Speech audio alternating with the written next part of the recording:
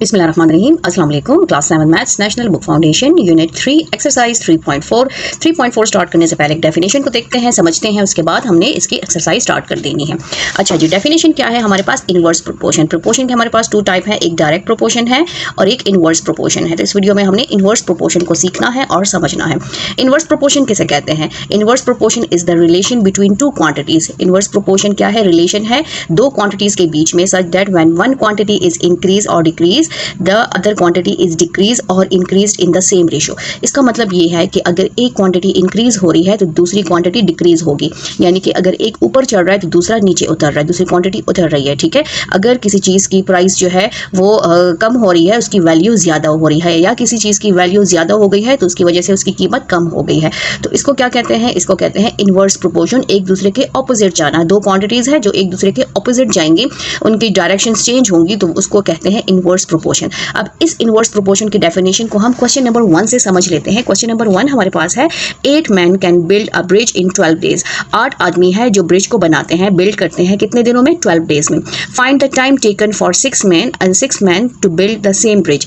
आपने time find out करना है, मीन्स के number of days find out करने हैं। 6 आदमी अगर यही ब्रिज बनाए, सेम यही ब्रिज अगर 6 आदमी बनाए, तो आपने क्या करना है? आपने जो है नंबर ऑफ जो है डेज फाइंड आउट करने हैं कि कितने दिनों में यही काम अगर 6 आदमी करेंगे, यही ब्रिज अगर 6 आदमी बनाएंगे तो वो कितने दिनों में बनाएंगे। ठीक है, सबसे पहले तो हमारे पास 2 क्वांटिटीज हैं, एक हमारे पास डेज है और एक हमारे पास मैन है।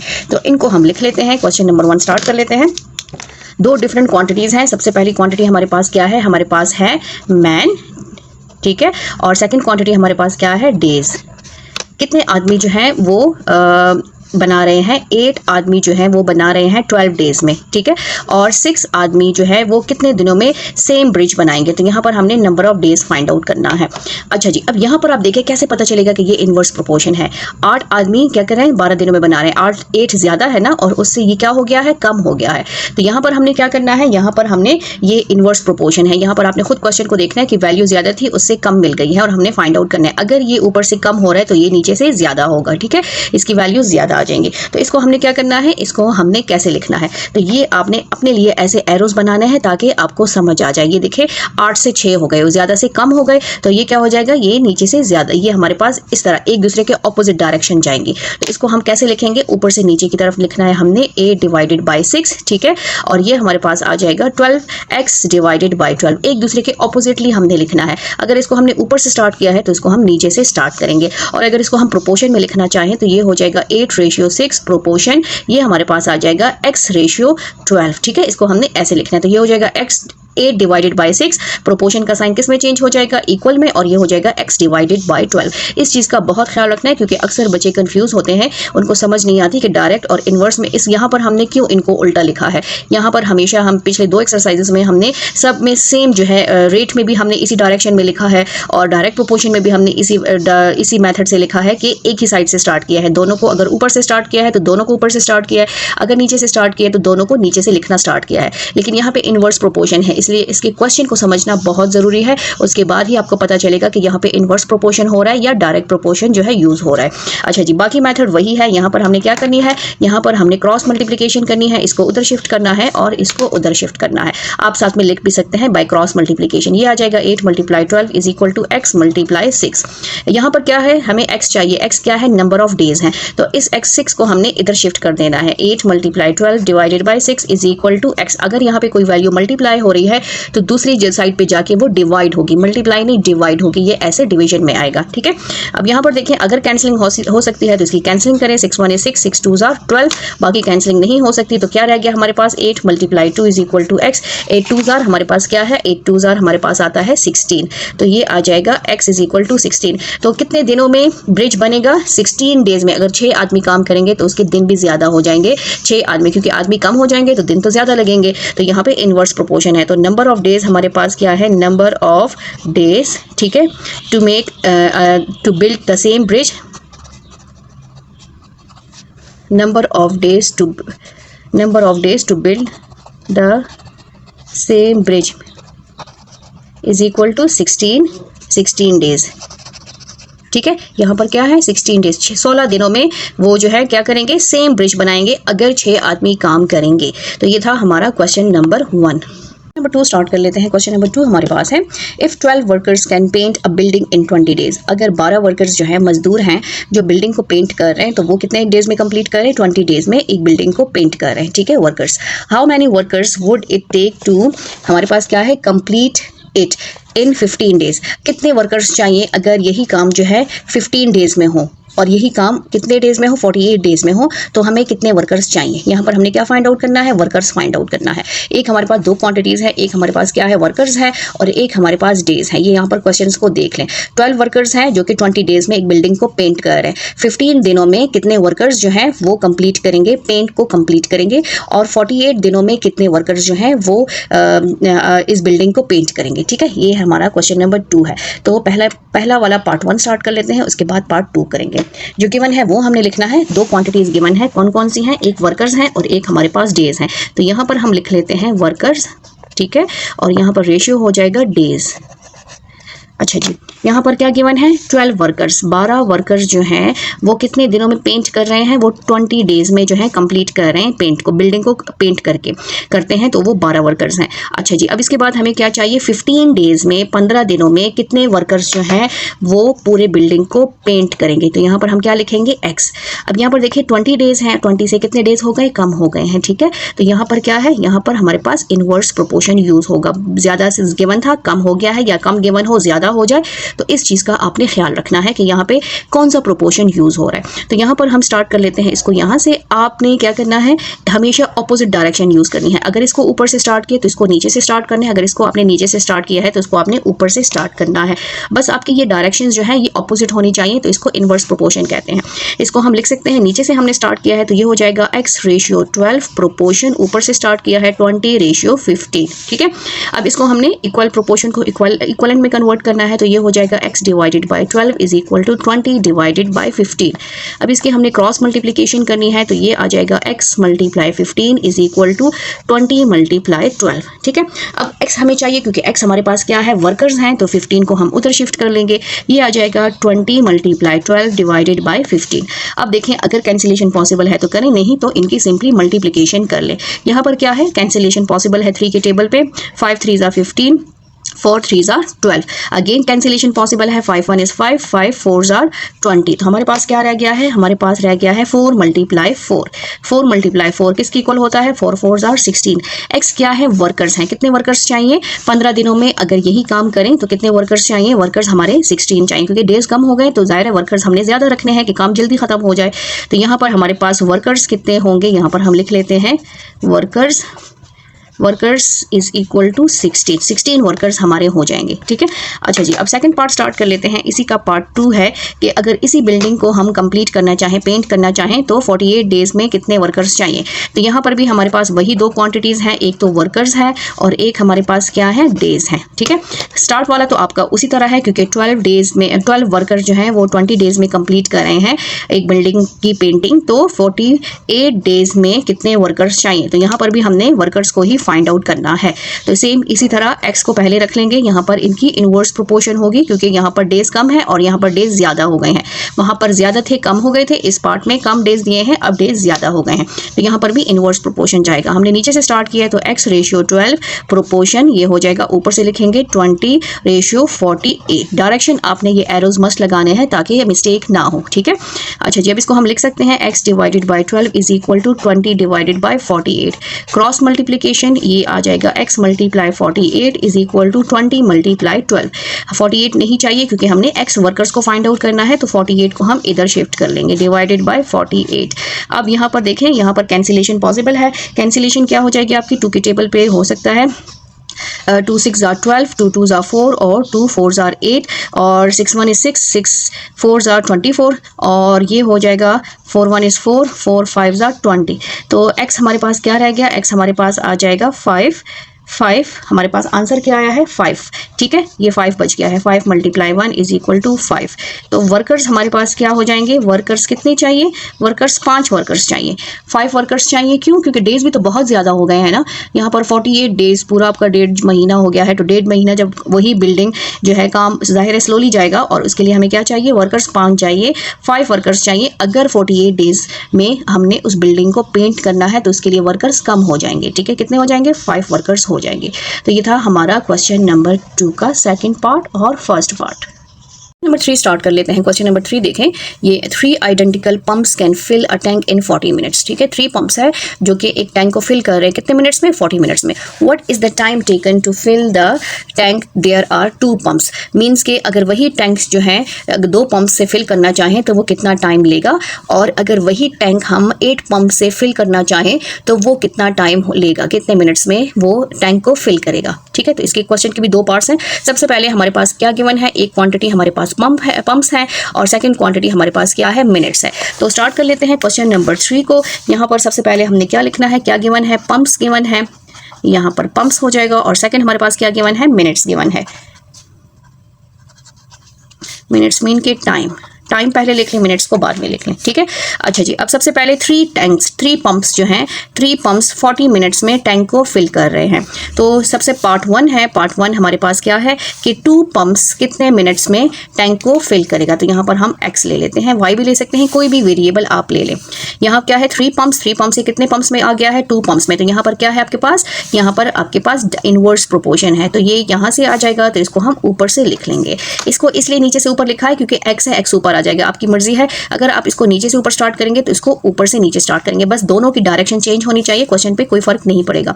ये आ जाएगा हमारे पास 3:2 प्रोपोर्शन x:40। ठीक है, अब इसको हमने इक्विवेलेंट फॉर्म में लिखना है, तो ये हमारे पास क्या आ जाएगा, 3/2 is equal to x/40। Cross multiplication कर लेंगे, ये आ जाएगा 3 × 40 is equal to x × 2।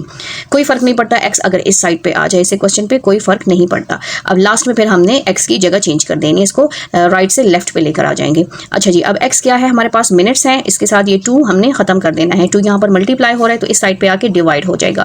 3 × 40 divided by 2 is equal to x। ये हो जाएगा, कैंसिलेशन पॉसिबल है, 2 2s are 4, 2 0s are 0। क्या वैल्यू बच गई है हमारे पास, 3 बच गया है और 20 बच गया है। तो यहाँ पर x किसके इक्वल आया है, 3 0s are 0, 3 2s are 6 is equal to 60। तो इसको हम ऐसे लिख सकते हैं, x is equal to 60। x क्या है यहाँ पर, x हमने कौन से कॉलम में लिखा है, मिनट्स में।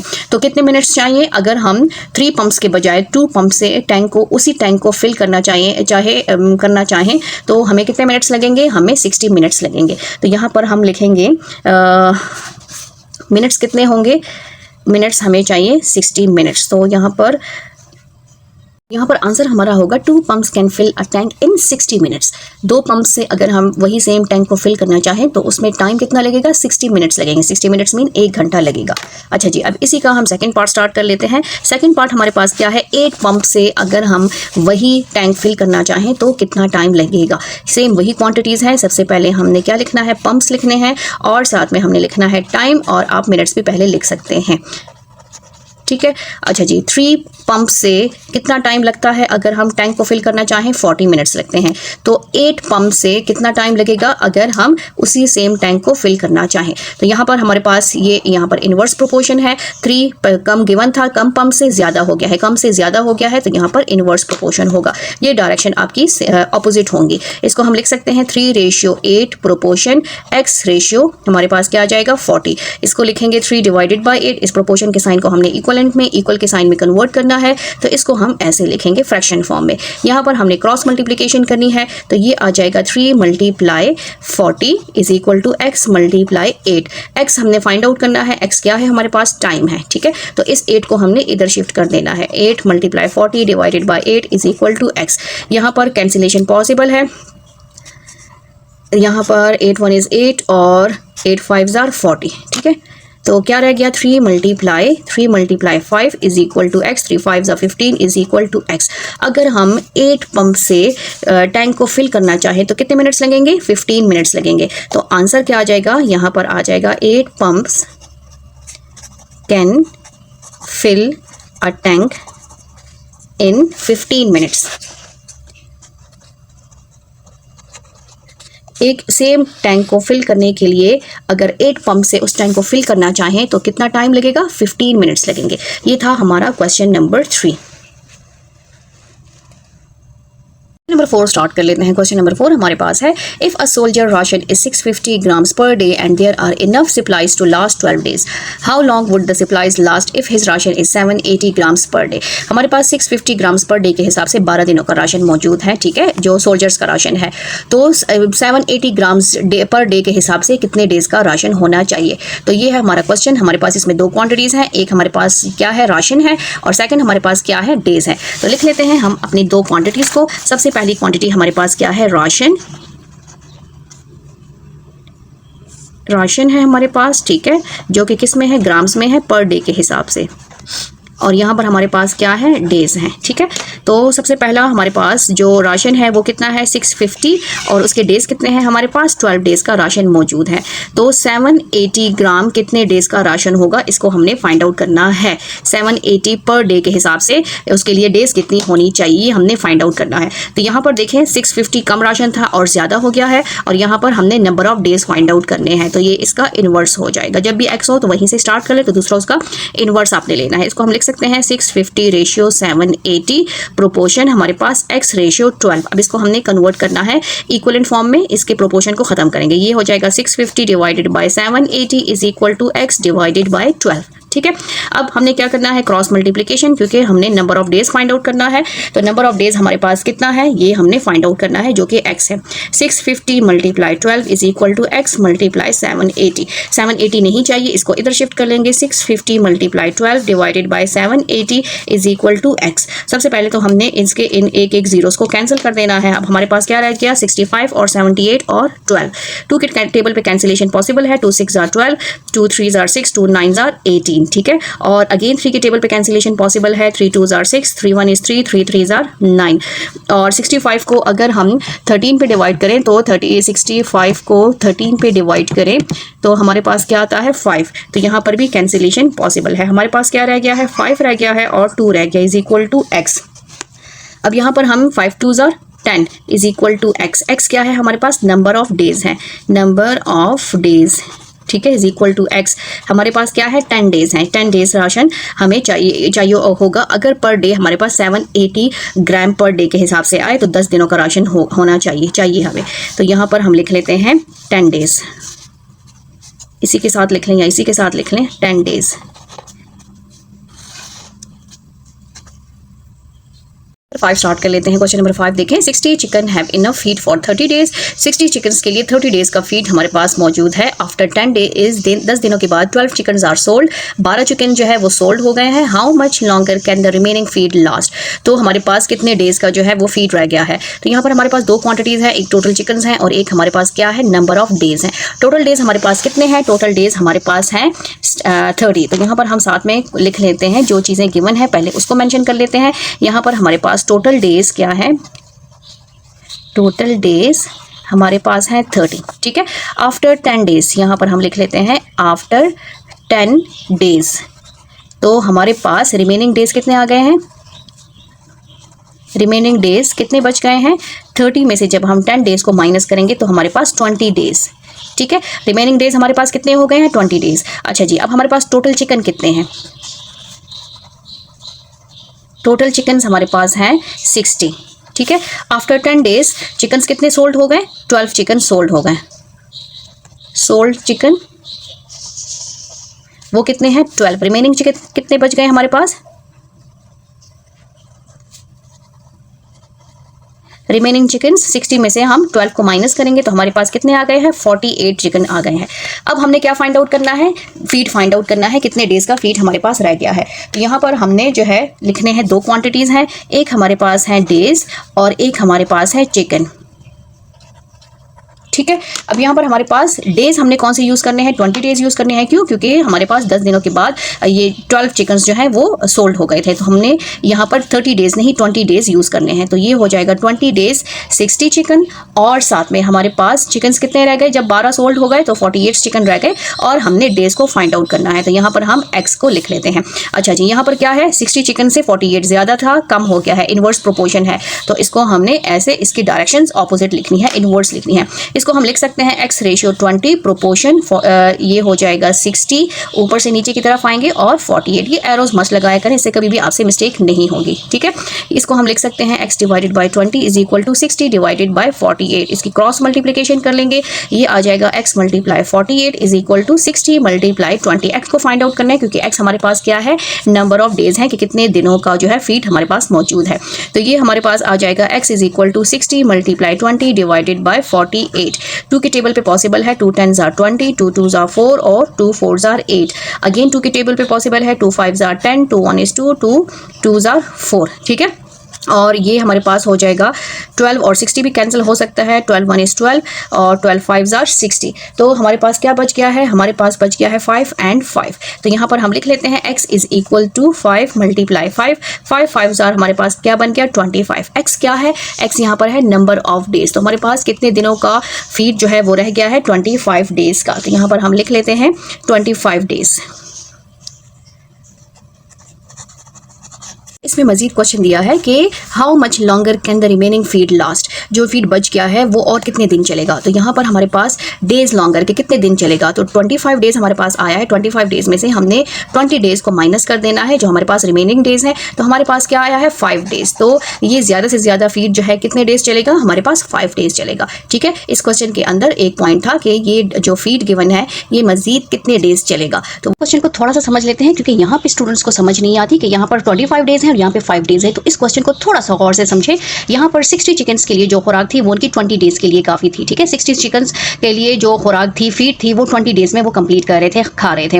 अच्छा जी, अगर उसमें से 12 चिकन सोल्ड हो गए तो वो कितने डेज में वही खुराक जो है वो खाएंगे, तो वो वही खुराक जो है 25 डेज में खाएंगे। वो डेज जो है मीन्स के 5 दिन एक्स्ट्रा चलेगी, वो खुराक जो है वो 5 दिन और एक्स्ट्रा चलेगी, क्योंकि जो 60 चिकन्स की खुराक थी वो 20 दिन में वो कंप्लीट कर रहे थे। 48 चिकन्स जो है वो खुराक 25 डेज में कंप्लीट करेंगे। तो 20 और 25 के बीच में कितना डिफरेंस है, 5 डेज का डिफरेंस है। तो इसका मतलब है कि जो खुराक 60 चिकन्स के लिए आई थी, अगर वो चिकन्स 48 हो जाएं तो वो खुराक जो है वो 5 दिन और एक्स्ट्रा चलेगी। तो डेज लॉन्गर का मतलब क्या है कि वो खुराक 20 दिनों के बजाय 25 दिन चलेगी, और 20 और 25 में डिफरेंस कितना है, 5 दिन और चलेगी, 5 दिन 5 डेज और चलेगी, ठीक है। तो बस यही थोड़ा सा पॉइंट था इसको समझने के लिए कि यहाँ 25 डेज, यहाँ 5 डेज, तो स्टूडेंट्स इसमें कंफ्यूज हो जाते हैं। आंसर 25 डेज ही है कि 25 दिन वो खुराक चलेगी, लेकिन दोनों में डिफरेंस हमने बताना है कि कितने दिन और एक्स्ट्रा चलेगी। तो एक्स्ट्रा में फिर हमने क्या बताना है, 5 दिन बताना है कि 5 डेज ये और ज़्यादा चलेगी, 20 के बजाय 25 दिन चलेगी, तो यहाँ पर 5 दिन ज़्यादा चलेगी।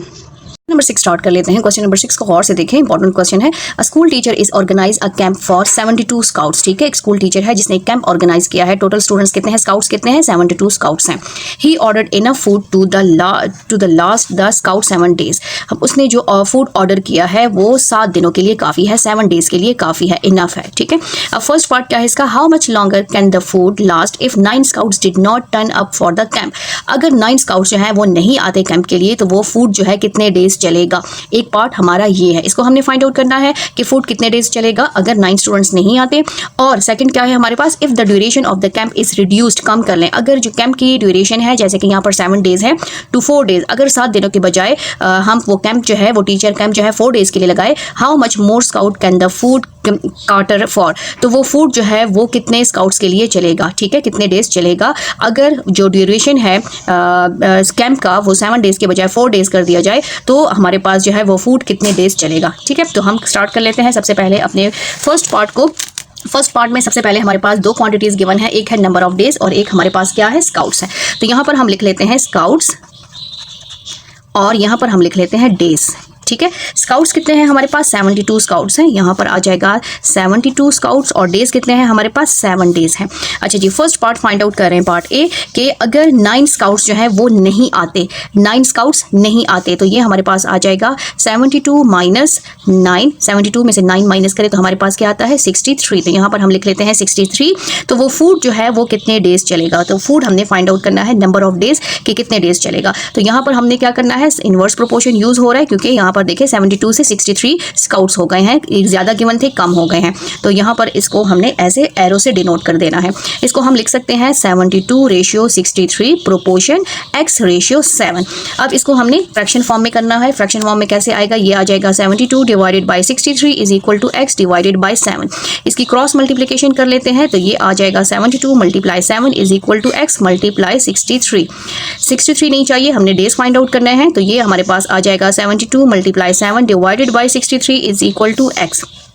यहाँ पर देखें अगर कैंसिलेशन पॉसिबल है तो इसकी कैंसिलेशन करें। 7 1 is 7, 7 9 are 63 और यहाँ पर आ जाएगा 9 1 is 9, 9 8 are 72।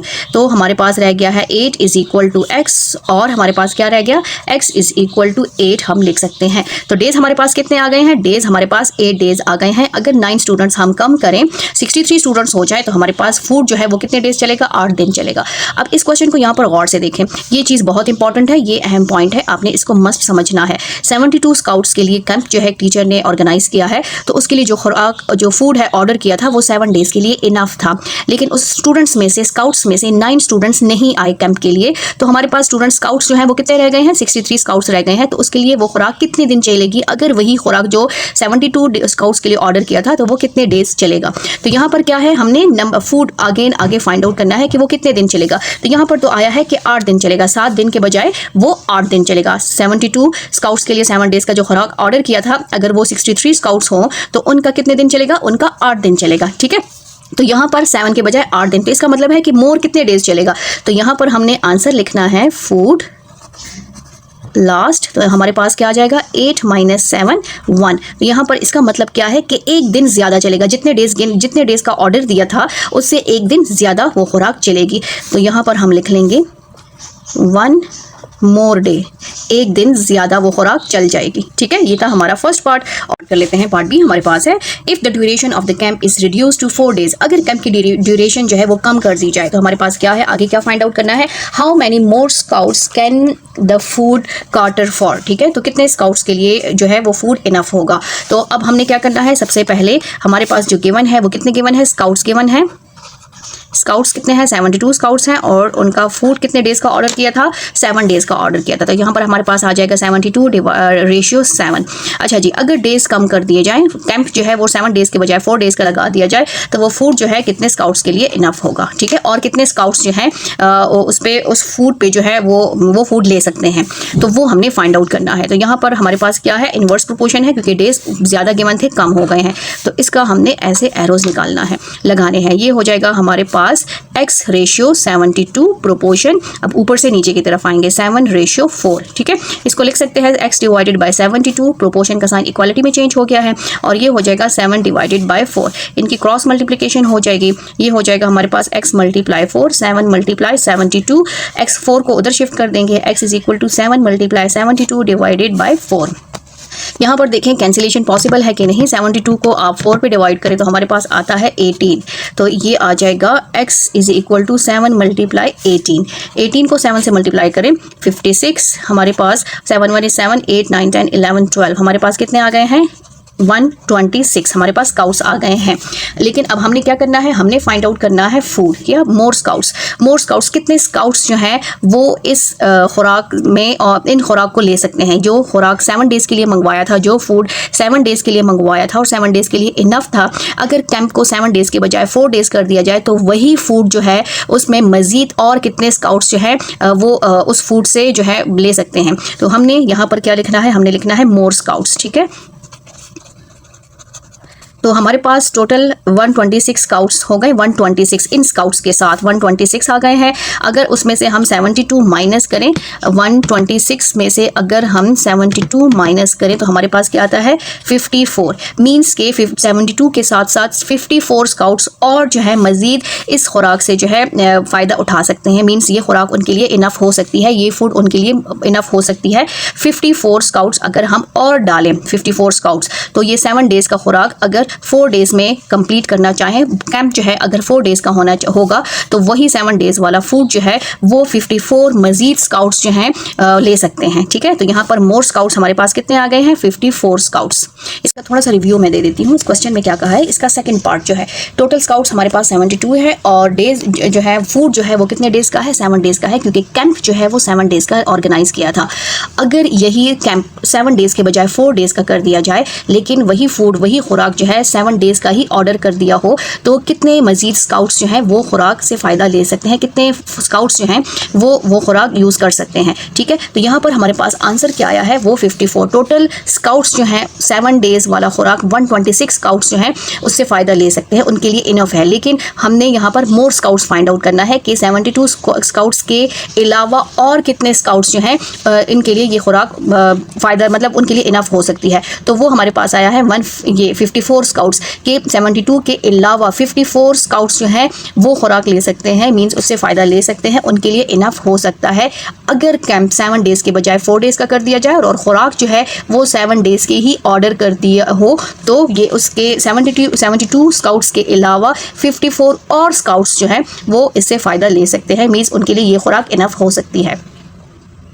Question number 7 start कर लेते हैं। क्वेश्चन नंबर 7 देखिए, given that y is inversely proportion to x। y क्या है? इनवर्सली प्रोपोर्शन टू x है। Complete the table below. हमने क्या करना है? इस टेबल को कंप्लीट करना है। अच्छा जी, अब यहाँ पर सबसे पहले हमारे पास पार्ट 1 स्टार्ट कर लेते हैं। ये टेबल है और इसको हमने क्या करना है? y inversely proportion to x है।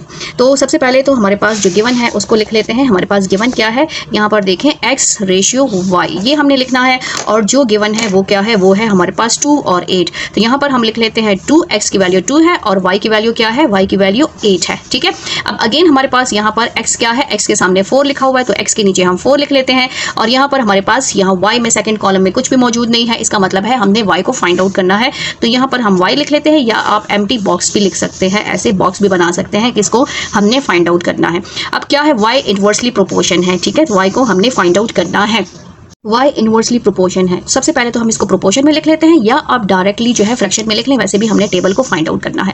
यहाँ पर हम नीचे से ऊपर की साइड पे जाएंगे तो ये ऊपर से नीचे साइड पे आएंगे। y को फाइंड आउट कर ले, इसलिए y को स्टार्ट कर रहे हैं। अगर आप यहाँ से नीचे से ऊपर स्टार्ट करना चाहते हैं तो अपने इसका हमेशा डायरेक्शन ऑपोजिट रखना है। दोनों एरोज की डायरेक्शन जो है वो ऑपोजिट होगी, इनवर्स होगी, तो ही इनवर्स प्रोपोर्शन होगा। ठीक है, तो इसको हम लिख सकते हैं 2/4 इज इक्वल टू y/8। देखें, इसको हमने ऊपर से लिखा है 2/4 और इसको हमने नीचे से स्टार्ट किया है। y को फाइंड आउट करें तो क्रॉस मल्टीप्लिकेशन हो जाएगी, 2 × 8 इज इक्वल टू 4 × y × 4। ये इधर शिफ्ट हो जाएगा, ये इधर शिफ्ट हो जाएगा। 2 8 * 16 इज इक्वल टू 4 4 को इधर शिफ्ट कर लेंगे, divided by 4 is equal to y। 4 1 is 4 4 4 * 16 y 4 हमारे पास क्या आया है? y हमारे पास 4 आया है और इसको हम लिख सकते हैं y इज इक्वल टू 4। ठीक है, तो यहाँ पर हमारे पास y की वैल्यू क्या आई है? y की वैल्यू हमारे पास आई है 4। इधर हमने 4 लिख देना है। अब सेकंड हमने फाइंड आउट करना है, सेकंड ब्लॉक जो हमारे पास मिसिंग टर्म है वो हमने फाइंड आउट करनी है। यहाँ पर मिसिंग क्या है? x है। सबसे पहले जो गिवन है वो हम मस्ट लिखेंगे, x रेशियो y गिवन है और जो स्टार्ट वाली वैल्यूज हैं वो हमने लिखनी है 2:8। ठीक है, 2:8, x 2 है y 8 है, x 2 है y 8 है। अब यहाँ पर y हमारे पास कितना है? 2 है और हमने क्या फाइंड आउट करना है? हमने x को फाइंड आउट करना है। तो यहाँ पर हम x लिख लेते हैं। यहाँ पर डायरेक्शन यहाँ से हम स्टार्ट करेंगे, जो वेरिएबल होगा वहाँ से स्टार्ट करें। ठीक है, तो कभी भी आपसे मिस्टेक नहीं होगी। इनवर्स प्रोपोर्शन में देखें 8 ज़्यादा था तो वो कम हो गया, इसका मतलब है यहाँ पे इनवर्स प्रोपोर्शन है और क्वेश्चन में भी कहा है, तो ये उल्टा आ जाएगा। अब इसको हम लिख सकते हैं x divided by 2 is equal to, ये हमारे पास आ जाएगा 8 डिवाइडेड बाय 2, ऊपर से नीचे की तरफ, नीचे से ऊपर की तरफ। इसकी क्रॉस मल्टीप्लिकेशन कर लेंगे, x × 2 इज इक्वल टू, ये हो जाएगा 8 × 2। ये ऐसे x चाहिए, 2 नहीं चाहिए, x इधर ही रह जाएगा और 2 को हम किधर शिफ्ट कर लेंगे? इधर शिफ्ट कर लेंगे। ये 2 कैंसिल हो जाएगा और x हमारे पास क्या आया है? x हमारे पास 8 आया है।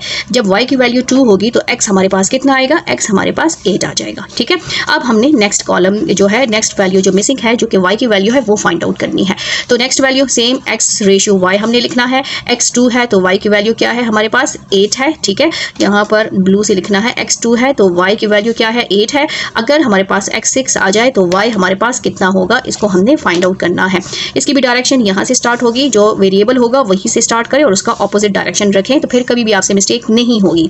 इसको हम लिख सकते हैं 2/6 इज इक्वल टू y/8। देखें, यहाँ से स्टार्ट किया, ऐसे करके गए हैं। अब इसकी cross multiplication 2 × 8 is equal to y multiply 6। y चाहिए, 6 नहीं चाहिए, 6 को इधर शिफ्ट कर दे, वहाँ मल्टीप्लाई हो रहा है तो यहाँ पर डिवाइड हो जाएगा। 2 1 is 2, 2 3 are 6। हमारे पास क्या आया है 8/3, क्योंकि मजीद कैंसिलिंग नहीं हो सकती।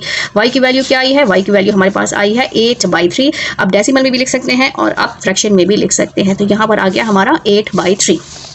अच्छा जी, इसी क्वेश्चन का हम सेकंड पार्ट स्टार्ट कर लेते हैं। सेकंड पार्ट हमारे पास है, ये देखें, इसमें x रेशियो y यूज हुआ है, तो ये x रेशियो y सब में आएगा, x रेशियो y और x रेशियो y, ठीक है। अब यहाँ पर देखें, फर्स्ट कॉलम में एक वैल्यू है, सेकंड वैल्यू नहीं है, तो यहाँ पर हम क्या करेंगे, जो जिस कॉलम में दोनों वैल्यूज हों x और y, हमने वो वाली वैल्यूज यूज करनी है, ठीक है। तो इस बात का आपने ख्याल रखना है, इस पॉइंट का। यहाँ पर x हमारे पास क्या है 3 है और y हमारे पास क्या है 4 है। अगर x हमारे पास 2 हो जाए तो हमारे पास y कितना होगा, y हमने फाइंड आउट करना है। y x 3 है तो y क्या है 4 है, ये हमारे पास 4 है, 4, इसको हम 4 कर लेते हैं, ठीक है। अच्छा जी, अब y को फाइंड आउट करना है तो इनवर्स प्रोपोर्शन है, यहाँ से ऊपर जाएगा तो ऊपर से नीचे आएगा। इसको हम लिख सकते हैं 3/2 इज इक्वल टू, ये हो जाएगा y/4। क्रॉस मल्टीप्लिकेशन कर लेते हैं, 3 × 4 is equal to y × 2। y चाहिए, 2 नहीं चाहिए, 2 को इधर शिफ्ट कर लें। 3 × 4 divided by 2 is equal to y। 2 1 is 2, 2 2 are 4, ये हमारे पास क्या आ जाएगा 3 2 are 6। y की वैल्यू क्या आई है, y की वैल्यू हमारे पास आई है 6। तो यहाँ पर हम क्या करेंगे, फर्स्ट टेबल में जो फर्स्ट वैल्यू है मिसिंग है वो हमारे पास 6 आई है, ठीक है। अच्छा जी, अब सेकंड हमारे पास कंप्लीट है, थर्ड सेकंड जो कंप्लीट है उसी वैल्यू को हमने यूज करना है। जब भी कोई भी टेबल मिसिंग टर्म हो, इसके लिए रेशियो 2 क्वांटिटीज का होना जरूरी है, ठीक है। तो यहाँ पर हमारे पास x कितना है, x हमारे पास है 3 और y कितना है, y है 4 और इसमें y हमारे पास 3 है और x को हम फाइंड आउट करेंगे, तो ये ऐसे हो जाएगा। अब यहाँ पर देखें, यहाँ से स्टार्ट करना है, जहाँ पर वेरिएबल होगा वहां से स्टार्ट करेंगे तो दूसरा खुद बहुत इनवर्स आ जाएगा।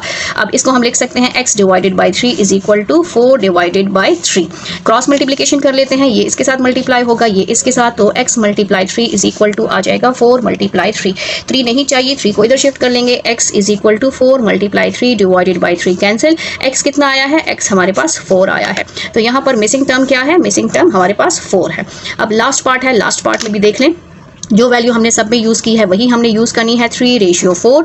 और अगर हमारे पास x 8 होगा तो y हमारे पास क्या होगा, तो y हम y ही लिखेंगे। अब इसकी डायरेक्शन कहाँ से स्टार्ट होगी, यहाँ से स्टार्ट होगी और इसकी यहाँ से स्टार्ट होगी, ये हो जाएगा 3/8 इज इक्वल टू y/4। यहाँ से जाएंगे ऊपर, ठीक है, कभी ये गलती नहीं करनी, वो डायरेक्ट प्रोपोर्शन में आता है।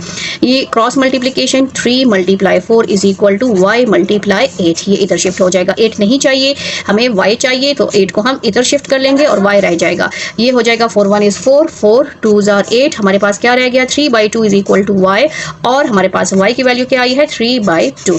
तो यहाँ कॉलम में हमने क्या लिखना है, 8 की, अगर x 8 होगा तो y हमारे पास क्या आ जाएगा 3/2 और साथ में इसको आप डेसिमल में भी लिख सकते हैं। तो ये था हमारा क्वेश्चन नंबर 7 जिसमें हमने टेबल को कंप्लीट करना था।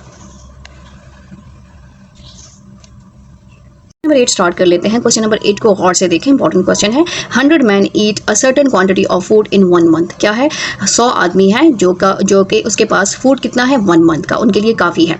For how many days will that food be sufficient if 25 man join them. यही अगर 100 मैन के साथ 25 मैन और शामिल हो जाए तो यही फूड जो है कितने डेज चलेगा, कितने डेज उनके लिए काफ़ी होगा, ठीक है। इसका मतलब क्या है कि नंबर ऑफ डेज हमने फाइंड आउट करने हैं।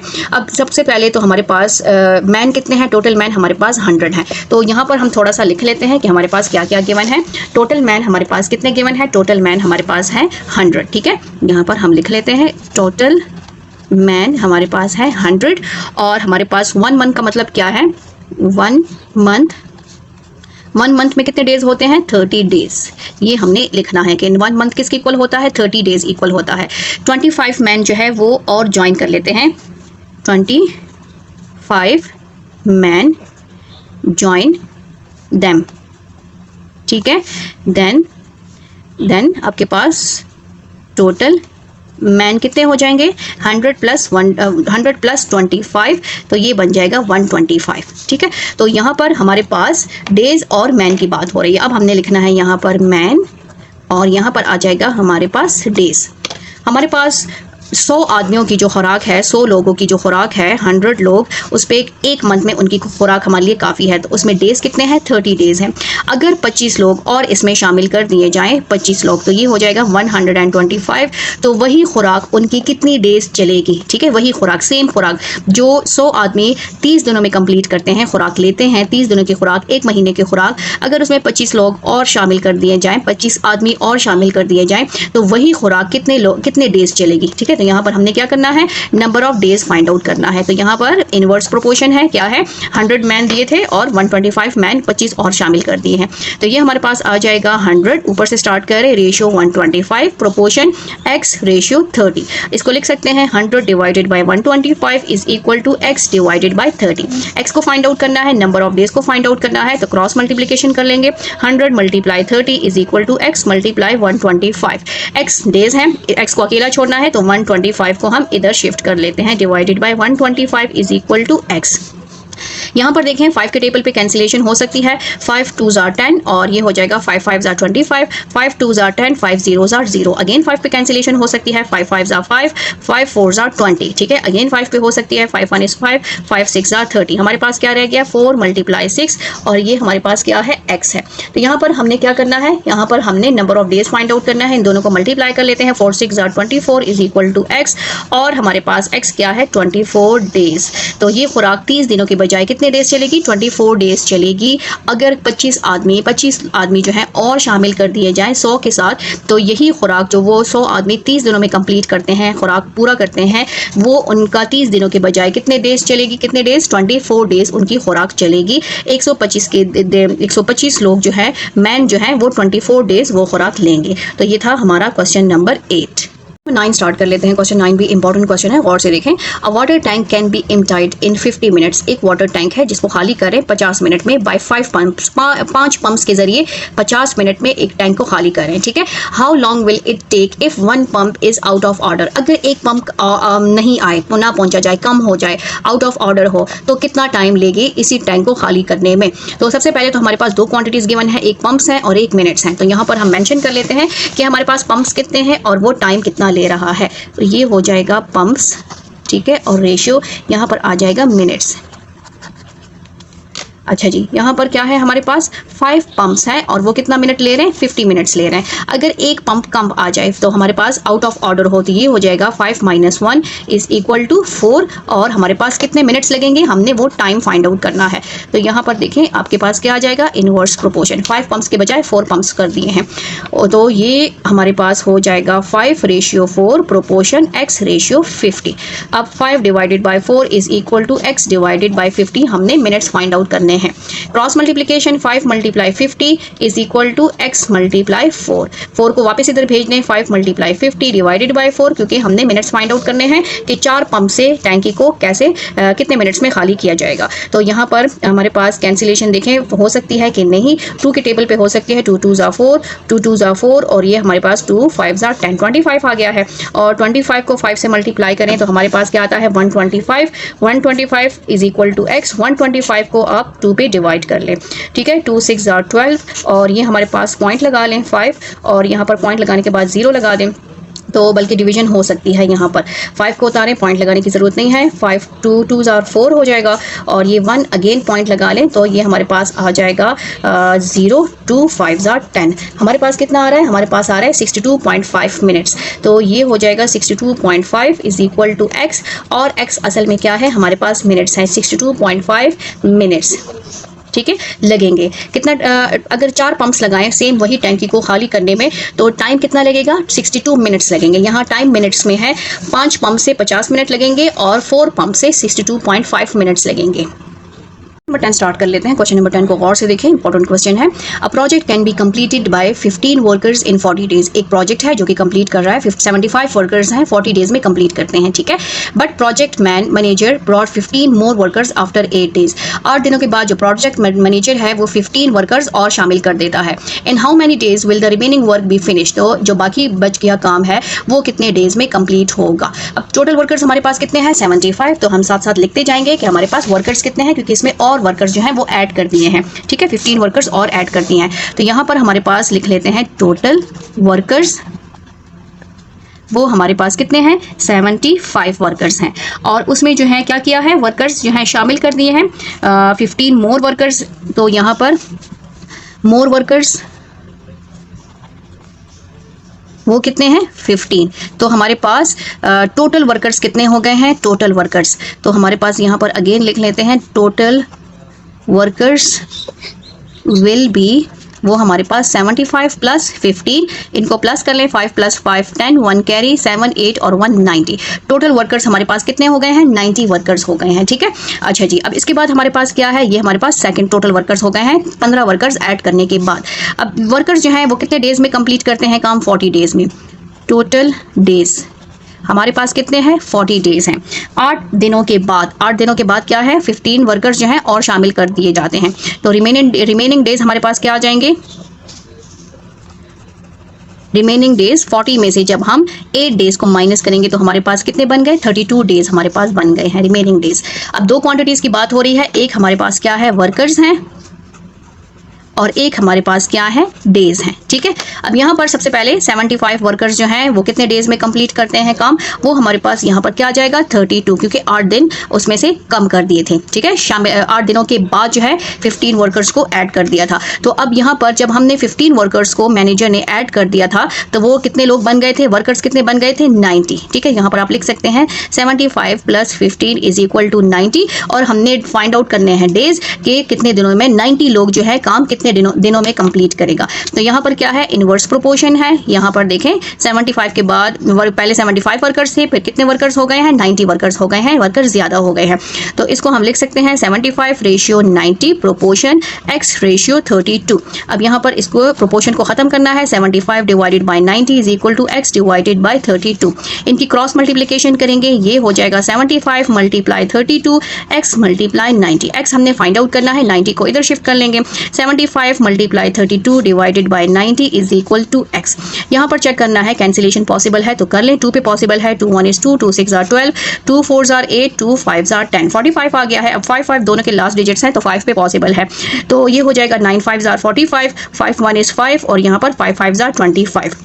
अगेन 3 पे पॉसिबल है, 3 3 are 9 और 3 5 are 15। तो यहाँ पर हमारे पास क्या रह गया है 16 multiply 5, 5 multiply 16 divided by 3 is equal to x। ठीक है, 16 और 5 को मल्टीप्लाई कर लेते हैं, 5 6 are 30, 3 कैरी, 5 1 is 5, 6 7 8 और 80 को 3 पे डिवाइड कर लेते हैं, इधर ही 80 को 3 पे, 3 2s are 6 और हमारे पास क्या बच गया 2 0 और यहाँ पर आ जाएगा 3 6 are 18 और यहाँ पर 2 बच गया है, पॉइंट लगा लें 0, फिर अगेन 3 ये 3 6 are 18 और 2 बच गया है तो ये आता है 26.66। हमारे पास नंबर ऑफ डेज क्या आ रहे हैं 26.7 या 26.66 लिख लें, तो ये हो जाएगा 26.66 is equal to x। Number of days कितने हैं यहाँ पर हम लिख लेते हैं, कितने डेज चाहिए, अगर 90 लोग हैं तो उनके कितने डेज लगेंगे, तो ये हो जाएगा x is equal to 26.7 days उनके लगेंगे।